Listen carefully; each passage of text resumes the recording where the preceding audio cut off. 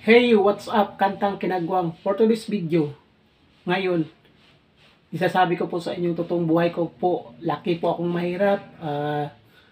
Probinsyano po ako, Bisaya po ako. Doon po ako nakatira po sa Mindanao, sa Barangay Limulan, Kalamansig, Sultan, Kudarat. Makikita po niyo. Maraming salamat po. Noong una, nagpapasalamat ako sa Panginoon na binigyan niya ako ng matitinong pag-iisip at saka binigyan niya ako ng malakas na pangangatawan. Lalo-lalo na sa aking mga followers.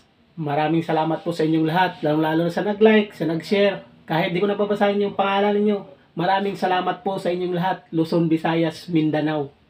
Makikita po ninyo si Kantang Kinagwang o mas kilala sa tunay na pangalan, Salvador Humamil Jr. na nandito makikita po ninyo. Sa totoong buhay ko po, kahit ano lang po ang yung ginagawa ko na makikita po ninyo. Paki-share na lang po ninyo yung aking mga video.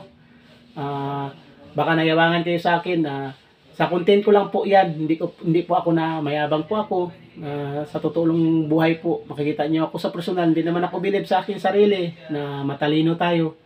Kaya lang kahit na maliit lang po ang views ko, hindi po ako susuko sa aking pag-vlog. Ito na po yung pinili ko na trabaho, ang vlog. Mga followers ko, sana maintindihan niyo po ako na hindi kayo magsawa sa akin sa support ninyo. Lagi kayong nagla-like. Kahit na hindi ko na mabasa yung mga pangalan po ninyo, nandito po ako, makikita po ninyo. Uulitin ko po, maraming salamat po sa inyong lahat. Luzon, Visayas, Mindanao. Pasensya na po tayo kung ganito man, makikita niyo po yung aking mga video araw-araw. Paki-ano na lang po, like na lang po, comment na po kayo mga ko dyan, mga kaibigan ko. Makikita po ninyo. Maraming salamat po sa inyong lahat.